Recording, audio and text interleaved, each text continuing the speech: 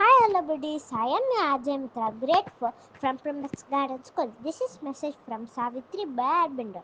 As if from the matter, plinth and viewless, base to a top as viewless. A proud sea of worlds climbing with foam man, waved to a supreme, ascended through its breath.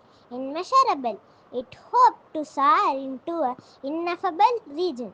100 levels rises into unknown. Thank you. Bye.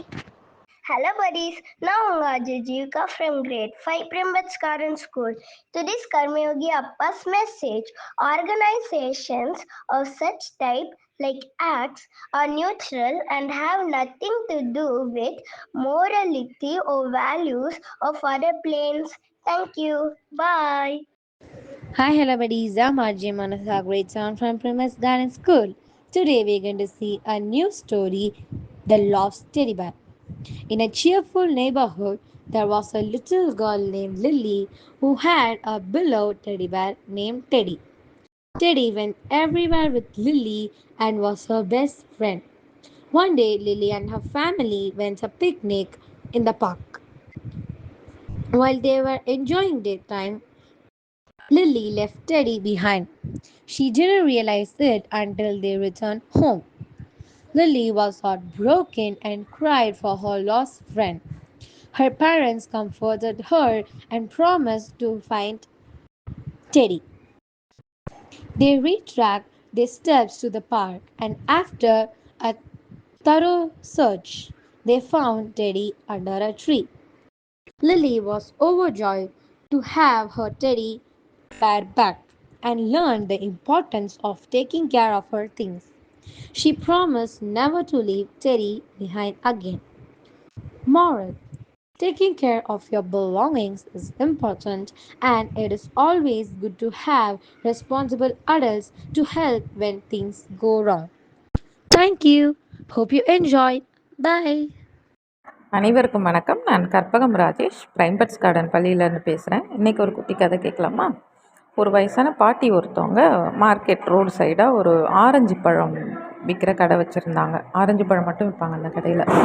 ஒருத்தர் அந்த பழத்தை வாங்கிட்டு daily என்ன சொல்லுவார்னா, இந்த பாட்டி இந்த பழம் ரொம்ப புளிக்குது அப்படிம்பார். புளிக்குதுன்னொடனே அந்த பாட்டி என்ன பண்ணுவாங்க, ஒரு பழத்தை எடுத்து கொடுப்பாரு. சாப்பிட்டுட்டு இல்லையேப்பா நல்லா தானே இருக்குது அப்படின்னு சொல்லி அந்த பழத்தை அவங்க சாப்பிட்ருவாங்க. சரி அவர் வேணான்னு சொன்னாலும் பரவாயில்லப்பா, அந்த ஒரு பழத்தை நீ வச்சுக்கோ அப்படின்னு சொல்லிட்டு அவருக்கு ஒரு பழம் கொடுப்பாங்க. இதே ரெகுலராக நடந்துகிட்டே இருக்குது. அப்போது அவரோட ஃப்ரெண்டு கேட்டார், இது மாதிரி என்ன இது டெய்லி அந்த பாட்டிக்கிட்ட பழம் புளிக்குதுங்கிற, ஆனால் நீ ஏன் அந்த பாட்டிக்கிட்டே திருப்பி திருப்பி பழம் வாங்குற அப்படின்னு கேட்கும்போது அந்த வாங்கினவர் அவர் சொன்னாராம், இல்லை அந்த பாட்டி ரொம்ப வறுமையில் பழம் விற்கிறாங்க, அவங்களுக்கு சாப்பிடக்கூட மாட்டாங்க, அதனால் நான் சும்மா ஒரு பழத்தை லைட்டாக பிச்சு புளிக்குது அப்படின்னு சொல்லி கொடுத்த உடனே அவங்க அதை சாப்பிட்ருவாங்க இல்லையா, அவங்க சாப்பிட்றதுக்காக தான் நான் டெய்லி அப்படி செய்கிறேன் அப்படின்னு சொல்லி சொன்னாராம்.